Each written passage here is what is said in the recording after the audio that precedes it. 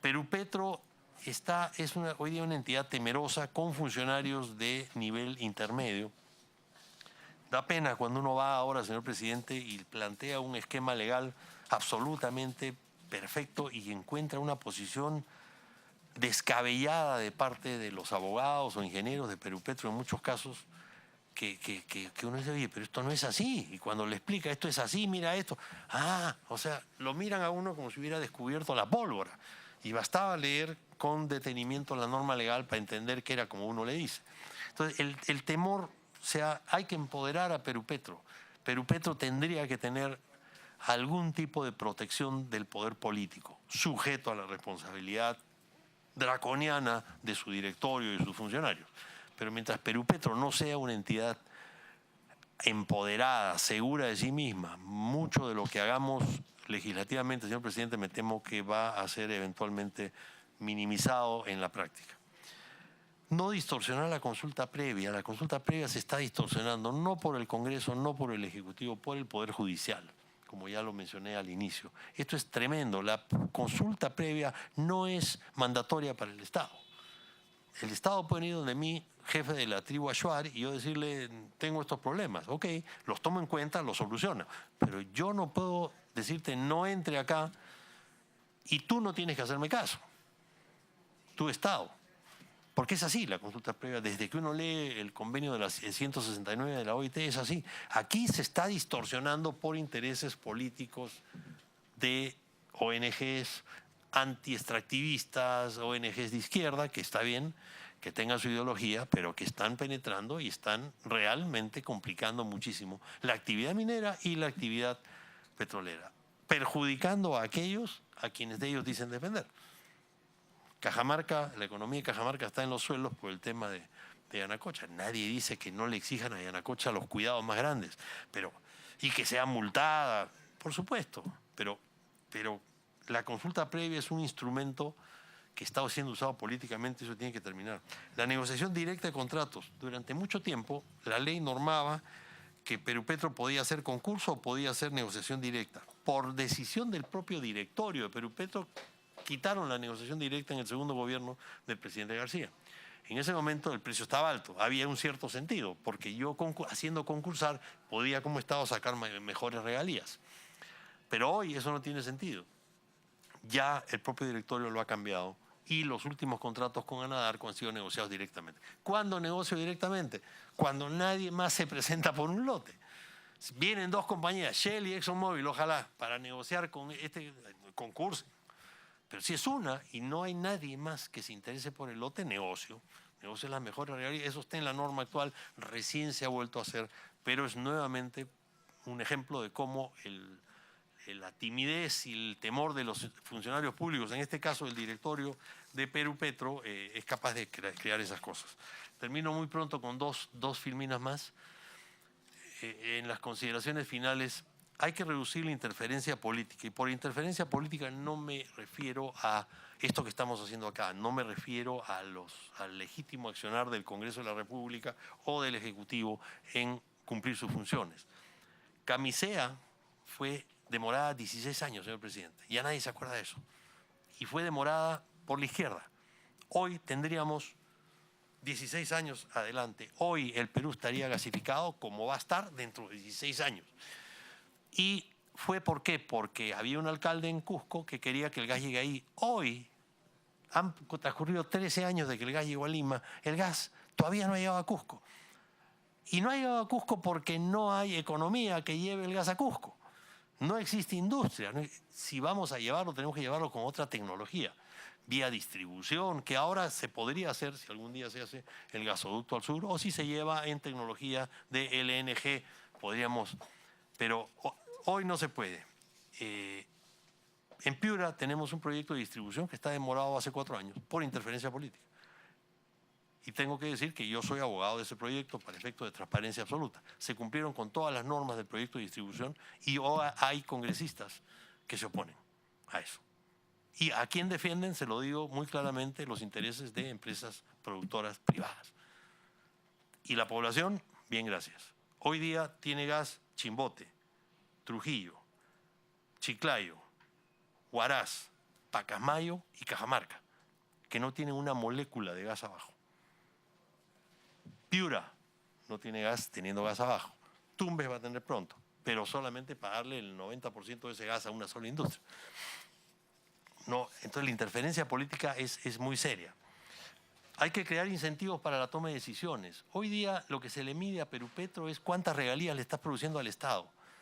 Entonces, saca pecho el hombre cuando negocia una regalía de 37%, porque negocia una regalía de 37%, sí, pero regalía de 37% de producción cero es cero.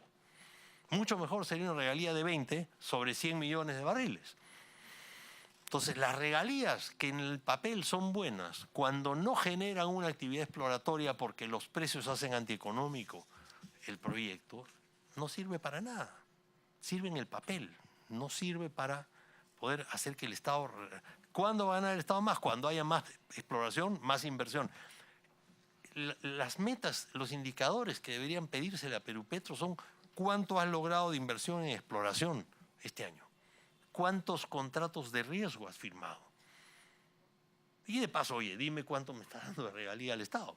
Pero la regalía con 44.000 barriles de petróleo, declinando porque la declinación de los reservorios es normal, salvo que se entre a técnicas de producción mejorada, recuperación secundaria. En Talara, en lo que es hoy el lote 10, se tomaba agua de mar y se inyectaba. Se sacaba y se separaba de nuevo. Recuperación secundaria. Pero entonces, las metas para Perú, aparte de darle autonomía a Perupetro, las metas que se le tienen que pedir a Perupetro no es cuánto me estás pagando de regalías, es cuánto me estás atrayendo en temas de exploración, capital de riesgo que el Estado no tiene. Es un cambio de mentalidad. Políticas coherentes. Todas las normas legales que podemos ver sobre distribución de gas favorecen la distribución de gas. Sin embargo, hay normas que permiten que los comercializadores se metan a competir con distribuidores que tienen grandes inversiones y grandes obligaciones de llegar a la población, sin tener ellos nada de eso, a raíz de un cambio que hubo en el 2008.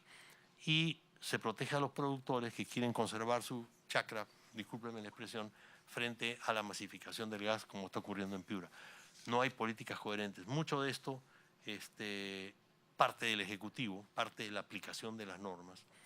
Sin embargo, es algo que ustedes que están analizando la problemática tienen que conocerlo, señor presidente. Finalmente, la siguiente, por favor, y acá termino. Proteger el medio ambiente y respetar a las comunidades nativas no puede significar parar o obstruir grandes proyectos de inversión que el país requiere urgentemente. Hay formas intermedias de proteger a las comunidades, de darles parte de la riqueza que se genere. Camisea genera más o menos 2 millones, entre 1,5 millones y 2 millones de dólares diarios para el Cusco, que se reparte entre las comunidades, las universidades. El distrito más pudiente del Perú no es San Isidro, es Echarate, cuyo alcalde acaba de ser preso. Tienen una piscina hermosa, tienen un campo ferial hermoso, pero hasta hace poco no tenían agua potable ni... Entonces, el tema es la inversión genera trabajo, genera impuestos, genera regalías, genera recursos para el Estado. No podemos pararla. Yo no estoy diciendo que no debemos de respetar a las comunidades, que no debemos respetar el medio ambiente. Por supuesto que sí, el Estado tiene mecanismos para eso. Pero la izquierda antiextractivista está tratando de imponer estos, como alguna vez el Fondo Monetario Internacional fue el cuco. Hoy día el cuco son las empresas petroleras y mineras. Y hoy día nos llevamos muy bien con el Fondo Monetario Internacional. Se les satanizó. Hoy día a las empresas petroleras se les sataniza. Mientras tanto, la minería informal, bien gracias, en Madre de Dios.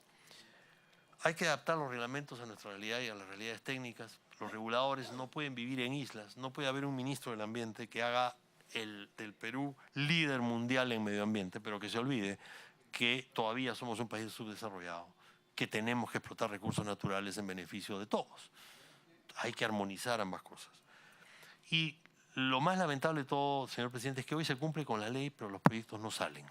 Y no salen por oposición. Vienen los clientes al estudio, me dicen, ¿qué tengo que hacer para hacer? Bueno, tienes que cumplir con esto, cumplir con esto. En tema ambiental, así. Impuestos, esto y lo otro. Y listo, ya tengo todo. Y ahora tu contrato no sale. ¿Por qué no sale? Porque hay una ONG que se opone, porque hay unas comunidades que no te dejan entrar, o porque el Estado no tiene fuerza coercitiva. El lote 192 ha sido tomado, la pista de Andoas, que la conozco bien, fue tomada por indígenas con lanzas. Está bien, protestaron. ¿Qué hizo el Estado? Mandó un viceministro y se le dijo a la compañía, negocia. Vienen, toman un aeropuerto de una producción vital para el país y el Estado es incapaz de poner orden ahí.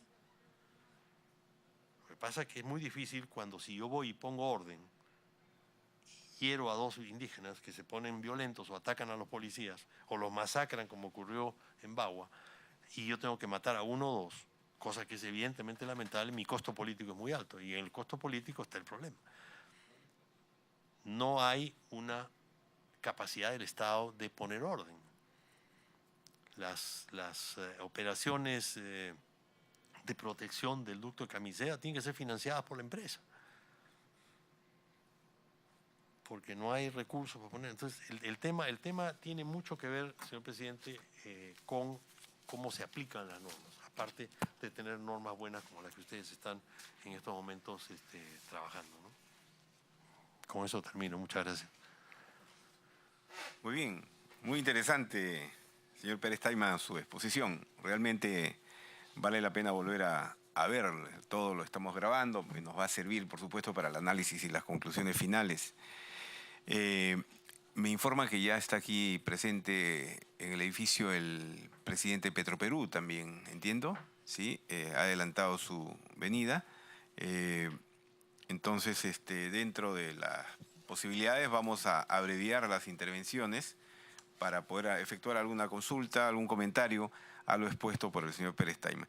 Y entonces yo básicamente quería referirme a un punto específico sobre la posibilidad de un relanzamiento de Petroperú como una empresa integrada, ¿no? Algo que preocupa de una u otra manera a ciertos sectores de la sociedad, porque algunos quieren ver a un Petroperú mucho más activo en el rol incluso de la exploración, de la explotación, pero relanzarlo para tener una empresa integrada significa ponerle efectivamente unos candados a esta posibilidad para que no tenga el manejo político que ha tenido en su momento, y usted lo ha señalado con mucha propiedad. Pero eso es bastante complicado seguramente, y no sé si en esta ley tenga espacios para ello. Creo que no. Pero usted abre esa posibilidad, considera como una posibilidad real el hecho de que Petroperú pueda ser una empresa integrada, una empresa que tenga un rol más activo en este tema. Señor presidente, Petroperú fue una empresa eficiente cuando recién se creó. Como le comenté, tenía todos los cuadros de personal que venían de la empresa privada, autónomos, y tenían en ese momento el apoyo del gobierno militar. Y entonces el presidente era un general Fernández Vaca, el general Fernández Maldonado era el ministro. Las decisiones eran muy rápidas y se apoyaba a la empresa porque quisieron, y se apoyaba a los técnicos. Yo he negociado en los inicios de mi carrera con esa Petroperú y era una empresa con capacidad técnica. No tenía nada que envidiarle a una empresa petrolera. Yo he negociado contratos en Albania, en Pakistán, en Siria, Qatar, Egipto. Cuando digo iguales, se portaban como iguales. Entonces, ¿qué ocurrió después? Que ocurrió lo que suele ocurrir con las empresas públicas. Pasó a ser una empresa más a disposición del poder político de turno, quien quiera sea, más allá de las ideologías. Entonces, las empresas públicas con manejo de grandes masas de dinero, como sería Petroperú, la empresa más grande del Perú, tienen esa tentación permanentemente para los gobiernos. Si se quiere tener una empresa petrolera como la que hay hoy día, yo creo que sería un error. Si se quiere tener una empresa petrolera que sea líder, como no hay muchas en el mundo, tendríamos que tener una capacidad de blindaje y cuidar que los funcionarios que siempre van a ser nombrados por el gobierno de turno tengan siempre esa vocación y esa capacidad técnica. El problema es que esto lo puede hacer este gobierno, lo puede hacer el siguiente, y de repente sube un gobierno con una ideología diferente, y eso hace que todo este plan se perturbe, porque se cambia. En la empresa privada no ocurre eso. Para empezar, las empresas privadas quiebran cuando no son bien manejadas. Las empresas estatales no quiebran. Los accionistas en las empresas privadas velan por su dinero. En Perú, Petroperú, todos y ninguno es dueño de Petroperú. O sea, conceptualmente, la única forma como yo personalmente pensaría que puede haber una Petroperú que valga la pena que siga creciendo y que exista es si tiene una autonomía y se maneja como empresa privada, con criterio de empresa privada, y se le blinda de los sucesivos gobiernos que vengan para que sí se respeta su autonomía. Si no va a ser así, no perdamos el tiempo. Va a ser una empresa ineficiente, como lo es hoy, pese a los últimos cambios. Yo conozco al actual presidente, sé que está tratando de hacer las cosas bien. Hoy, por otro lado, Petroperú tiene un candado muy grande. La inversión que está haciendo en la refinería de Talara no le permite, no le deja, legalmente hablando, ya no filosóficamente hablando, no le deja espacio para hacer inversiones de riesgo. Por eso es que tanto en el lote 64, que como decía el señor Castillo Mora, efectivamente es un lote de riesgo y es más sano que sea un privado el que arriesgue, como en el lote en 192, antes 1AB, que no hay una inversión de riesgo, pero tampoco tiene el dinero para invertir ahí, que hay que invertir. Entonces, el candado que hoy día tiene Petroperú no permite eso, y ese sí es un candado legislativo, ¿no? Le agradezco. Están con nosotros asesores de la comisión y del grupo de trabajo, a quienes pediría también brevedad en sus intervenciones para poder concluir. Tiene la palabra el señor Jorge Morante. Doctor, un gusto.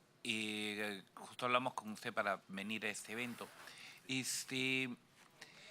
Yo le he escuchado hablar bastante sobre los diferentes procedimientos y, por ejemplo, el diferente tratamiento que se le está dando, por ejemplo, al petróleo, al gas, o, por ejemplo, toda esta nueva tecnología del gas de esquisto o el petróleo de esquisto. Una pregunta, que claro, ya va lejos del tema legal. Justamente la producción de este petróleo y gas de esquisto, independientemente que sea económicamente mucho más cara, también no tiene problemas, porque he visto esto en múltiples documentales, que es mucho más contaminante que los sistemas de extracción petrolera actuales, o sea, digamos, tradicionales. Y un segundo tema, viendo que usted, digamos, ha tenido mucha experiencia a nivel mundial sobre estos asuntos contractuales, ¿qué le parece la posibilidad de explorar, digamos, no algo modelo definitivo, pero explorar la idea de que el Perú comience a asumir, deje un poco el sistema de propiedad del petróleo y del subsuelo que hemos tenido históricamente y comenzar a pensar en un modelo de propiedad del subsuelo también, como lo hay en Canadá o en Estados Unidos, que el propietario de la tierra también es propietario de todo aquello que está abajo, y solucionaríamos muchos problemas, por ejemplo, con las comunidades y los diferentes actores sociales, toda vez que ellos también podrían ser propietarios de del petróleo, del recurso, ¿no? Y que podrían, digamos, tener mayores facilidades y evidentemente beneficios de la explotación del mismo. Le voy a agradecer, doctor, esperar las siguientes intervenciones para usted finalmente. Sí, efectivamente. ¿Ya? La palabra al señor Manuel Noriega. Sí, efectivamente el tema de la conflictividad social es muy grande, ¿verdad? Es uno de los principales factores que está ahí retrasando esta actividad. ¿Considera usted, doctor, involucrar a las partes, por ejemplo, en el directorio de Perú Petro, o formar parte de los comités de supervisión de los contratos, ¿no?, de exploración y explotación petrolera, por ejemplo, a los representantes de los colegios profesionales, de las regiones donde se está explotando el recurso, y por qué no a los miembros de las comunidades nativas? ¿Qué opinión le merece eso?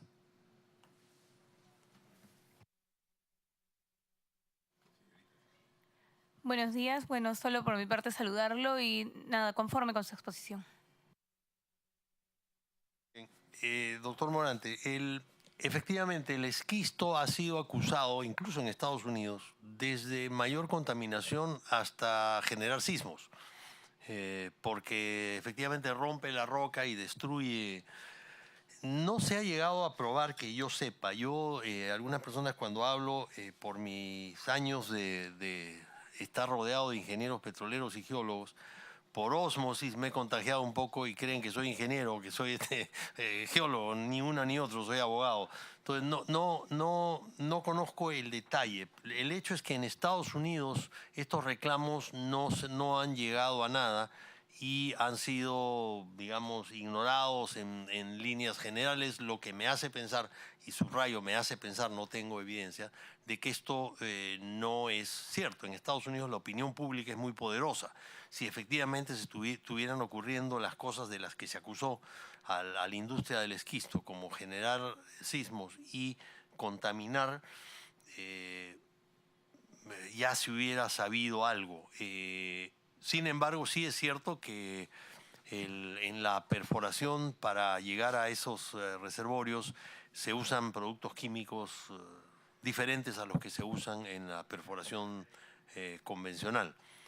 En cuanto a la propiedad del subsuelo, este es un tema que alguna vez se trató cuando yo hice una exposición en un evento en Ica, y él entonces, no sé si era congresista o abogado, mi amigo el señor Enrique Gersi, postuló eso, postuló la propiedad del subsuelo como es en Estados Unidos. Estados Unidos es prácticamente el único país del mundo donde eso ocurre. El resto de los países, la propiedad de los recursos minerales, como se conoce genéricamente a los hidrocarburos y a los minerales, pertenece al Estado. En algunos casos, como en Estados Unidos, el control ha sido dado a las regiones.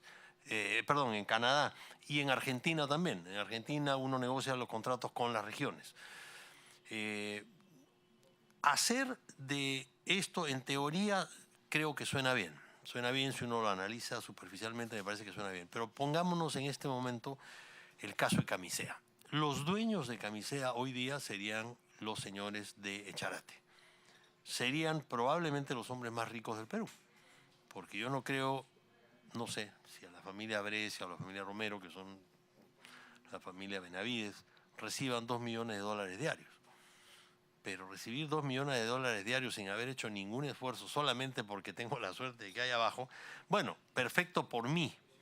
Mi pregunta es, doctor Morante, imaginémonos un minuto que usted es vecino de Charate y ve a su amigo que antes andaba en burro como usted, hoy día andar en un Mercedes y tener su avión privado y ya ni lo saluda.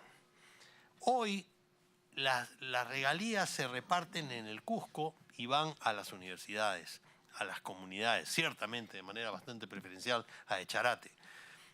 Se van a los colegios, se van a los colegios profesionales. O sea, tenemos $2 millones generados en el Cusco que se reparten de alguna manera más o menos justa en Cusco. Si eso fuera de propiedad de la comunidad de Echarate, hoy en Echarate no solamente tendríamos 2 piscinas con calefacción en la selva, tendríamos no sabemos si tendríamos agua potable y estaríamos ante unas 100 familias multimillonarias. Siendo su reservorio, siendo su Camisea, no tendrían ellos por qué repartirlo con el resto. Y esa propuesta a mí en el Perú, como ocurre en el resto de países, no me parece viable. Me parece que a primera vista es una propuesta que hay que verla, pero cuando uno empieza a analizar, ese es un primer problema. Un segundo problema es los conflictos por propiedades. Existen más de 5.000 conflictos entre comunidades en este momento sobre si el límite entre tu comunidad y mi comunidad es acá o es un poquito más allá o más acá.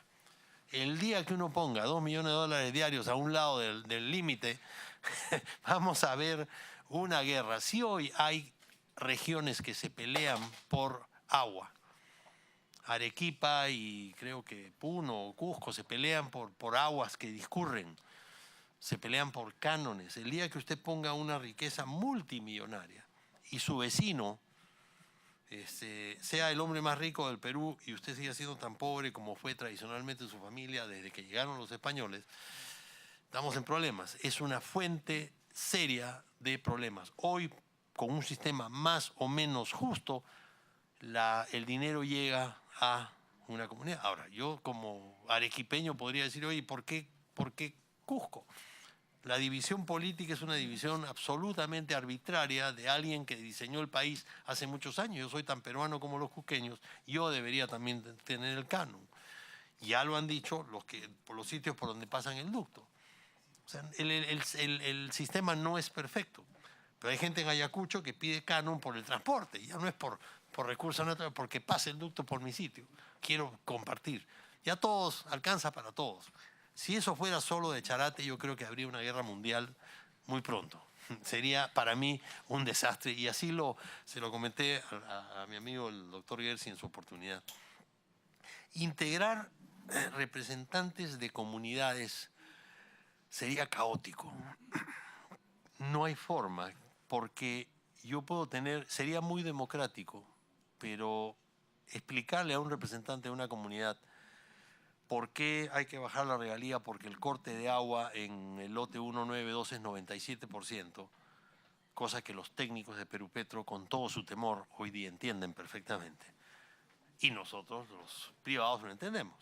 Pero poner a gente, o sea, demasiada democracia y muy poca efectividad, por falta de capacidad.